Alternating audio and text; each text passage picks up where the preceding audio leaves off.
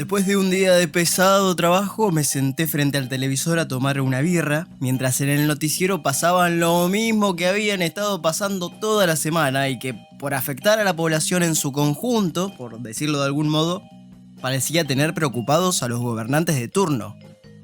Los recolectores de basura estaban de paro en reclamo de un aumento salarial y todo indicaba que de no llegar a un acuerdo con el gobierno de la ciudad, seguiríamos así hasta que terminara el año.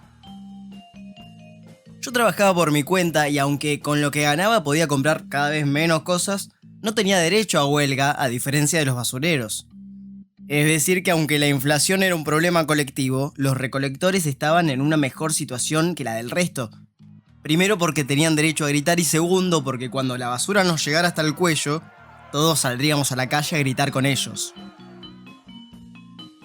En lugar de seguir mirando televisión, me puse a navegar con el teléfono y como si una cosa llevara a la otra, terminé mirando videos de mujeres desnudas. Más miraba, más mujeres aparecían. Estuve así un buen rato, acumulando ansiedad dentro de esa espiral obsesiva, hasta que me levanté para ir al baño donde dejé de ser un animal peligroso. Seguro de que el agua se había llevado todo lo que resbala y a veces no, salí del baño. Fui hasta la heladera y volví a sentarme frente a la pantalla del televisor con otra lata de cerveza, pero desinteresado en las noticias. Entonces me puse a pensar, de ese modo bastante superficial en que suelen pensarse cuestiones de este tipo, acerca de los que estaban peor. Esto no era nada nuevo, porque antes que una rutina conformista, lo consideraba una especie de mecanismo eficiente cuando convenía mirar el presente desde cierta perspectiva. Apagué el televisor y por un extraño efecto visual, la pantalla sin vida me devolvió la imagen en blanco y negro de un hombre solitario con una lata de cerveza en la mano. Así, mientras la tarde también se apagaba entre sorbo y sorbo, experimenté una sensación de hundimiento, de descenso, de estar respirando debajo de la superficie, como si solo de una manera subterránea, habitando un sótano o el interior de una cueva, fuera posible acceder a una visión más humilde, por no decir fidedigna del mundo. Si hubiera sido mi propio testigo minucioso, una cámara encargada de filmar todas y cada una de mis acciones, habría dicho que lo único que había hecho durante todo el día había sido trabajar, mirar televisión, tomar cerveza y masturbarme, un poco por necesidad, un poco intempestivamente, sin dejar de preguntarme, mientras se hacía de noche, acerca de las cosas que les pasaban a los demás, hasta que un día, bueno, ya saben. En medio de esos desvaríos llegó mi mujer.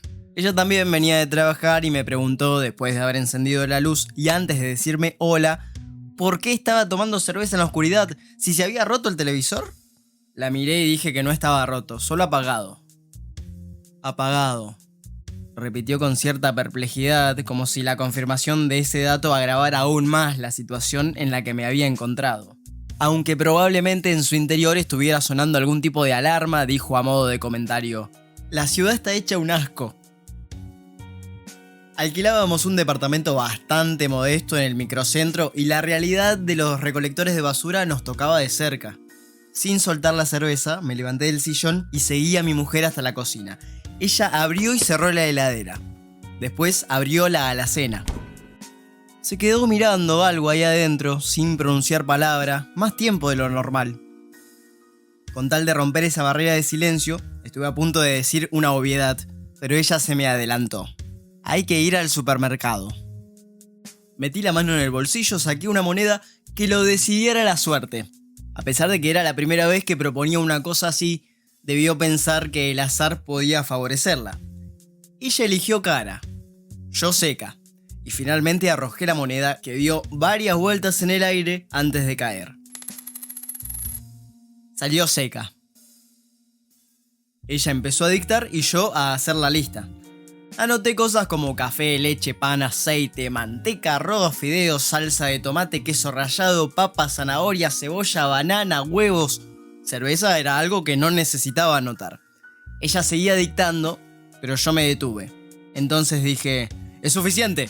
Hay que llegar a fin de mes. Cuando estaba por guardarme la lista en el bolsillo del pantalón, ella agregó: y un árbol de Navidad. La miré como preguntando muchas cosas, pero sobre todo, ¿por qué un árbol de Navidad nos ayudaría? Este año vamos a armar el árbol, dijo con una determinación que no admitía réplica. Vamos a festejar la Navidad como se debe. El contexto la autorizaba, estábamos en vísperas de Nochebuena. ¿Qué tipo de árbol? Usá la imaginación.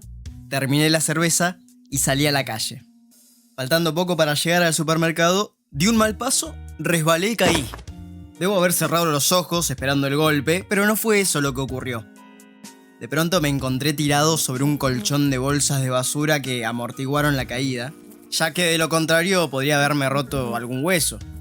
Como en un sueño, el paisaje resultaba de lo más extraño. Montañas y valles de nylon negro y nauseabundo, mientras era tomado de los brazos por un Papá Noel que, a pesar del olor a podrido que se respiraba, me ayudó a levantarme. La gente pasaba, miraba la escena, seguía de largo. Llevaban tan bien oculto su espíritu navideño que, aunque los hubieran desnudado para revisarlos entre las piernas y debajo de las axilas, nadie lo habría encontrado. Solo el hombre disfrazado de Papá Noel se mantuvo a mi lado, demasiado cerca, respirando mi aliento. Tal vez pensó que era un borracho, alguien sin casa. No me hubiera importado ser un borracho. Pero me dio miedo no tener una casa. Entre confundido y avergonzado le di las gracias. Papá Noel, todavía aferrado a uno de mis brazos, ofreció venderme una rifa. El premio era lo de menos. La organizaba una ONG que recaudaba fondos para pacientes, niños y niñas, aclaró Papá Noel, oncológicos. Mi primera reacción fue decir no. ¿Usted no tiene hijos? ¿No tiene sentimientos? Preguntó como si fueran la misma cosa. Había una especie de desafío en su voz. Podría haberle respondido porque sabía muy bien de lo que estaba hablando, que esa era la clase de ayuda que nunca llega. Supongo que advirtió cierta vacilación en mí porque dijo: no es la salvación, pero es la esperanza de otra oportunidad. Comprendí, a lo mejor por el modo en que me sujetaba, que si no le compraba la rifa no me dejaría ir. Pensé que podía ser un basurero intentando llegar a fin de mes, un voluntario trabajando ad honorem, el padre de uno de esos chicos enfermos. Todo podía ser. Era verano y debería estar muriéndose de calor debajo del disfraz, eso seguro. Con el cartón de la rifa en el bolsillo, continué mi camino mientras escuchaba como ruido de fondo el tintinear de una campana y a Papá Noel gritar: ¡Oh, oh, oh! ¡Feliz Navidad! Entré al supermercado con las manos vacías y salí con 4 bolsas llenas de comida y un árbol de plástico que ya venía decorado dentro de la caja. También con una lata de cerveza que tomaría a continuación, ni bien llegara al departamento y dejara las bolsas que pesaban cada vez más, recuperando el aire y a lo mejor el ritmo de la historia. Porque si bien el plan consistía en retomar cuanto antes el hilo del relato, primero debía guardar todo lo que había comprado y presentarle el árbol a mi mujer. Sale armado de la caja, constató como si ese dato la hubiera decepcionado. Abrí la lata de cerveza, le describí la mecánica del accidente, el hombre disfrazado de Papá Noel levantándome entre bolsas de basura y de qué manera algunas cosas sin conexión aparente se conectaban con otras cosas.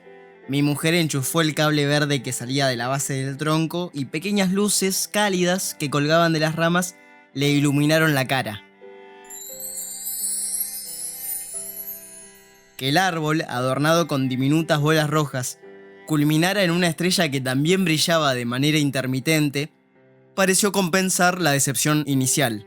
Pensé poner el cartón de la rifa al pie del árbol, pero conocía a mi mujer lo suficiente, realmente la conocía, para saber que eso la entristecería.